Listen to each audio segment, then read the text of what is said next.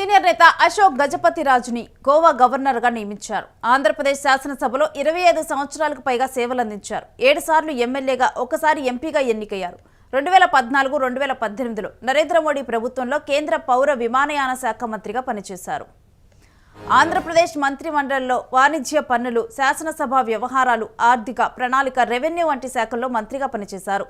విజయనగరం రాజవంశం చివరి మహారాజా పూసపాటి విజయరామ గజపతి రాజు కుమారుడు. సింహాచల ఆలయం, Maharaja Alak Narayana society of arts and sciences వంటి సంస్థల ద్వారా దాన ధర్మాలకు ప్రసిద్ధి చెందారు.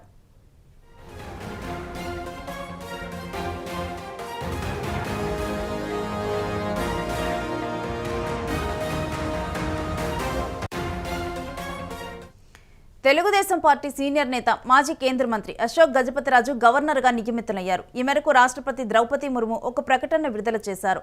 ఆయన్ని గోవా గవర్నర్గా నియమిస్తున్నట్లు పేర్కొన్నారు. అలాగనే హర్యానా గవర్నర్గా ఆశిష్ కుమార్ ఘోష్, లడక్ లెఫ్టినెంట్ గవర్నర్గా కవిందర్ గుప్తా నియమితులయ్యారు.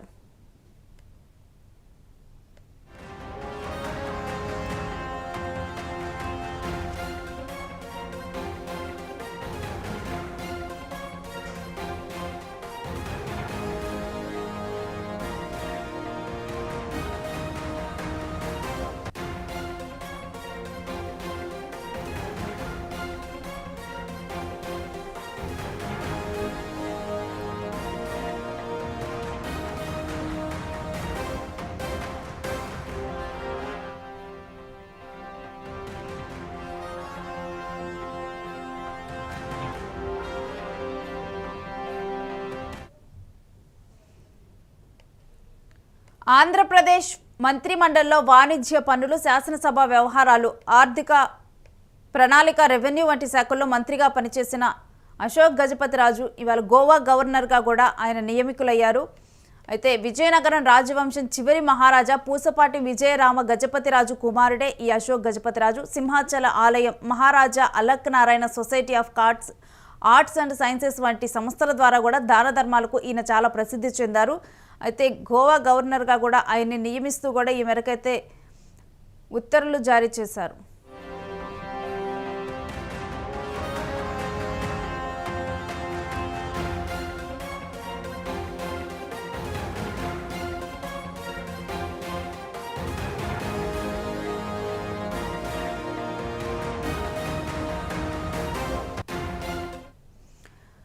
టీడీపీ సీనియర్ నేత అశోక్ గజపతి రాజు గోవా గవర్నర్గా నియమించారు. ఆంధ్రప్రదేశ్ శాసనసభలో 25 సంవత్సరాలకు పైగా ఈయన సేవలందించారు. 7 సార్లు ఎమ్మెల్యేగా, ఒకసారి ఎంపీగా ఎన్నికయ్యారు.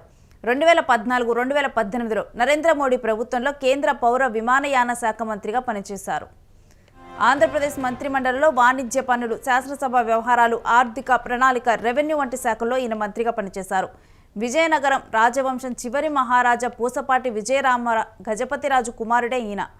సింహాచలం ఆలయం, Maharaja Alak Narayana society of arts and sciences వంటి సంస్థల ద్వారా దాన ధర్మాలకు ఈయన ప్రసిద్ధి చెందారు. తెలుగుదేశం పార్టీ సీనియర్ నేత, మాజీ కేంద్ర మంత్రి అశోక్ గజపతి రాజు గవర్నర్గా నియమితులయ్యారు.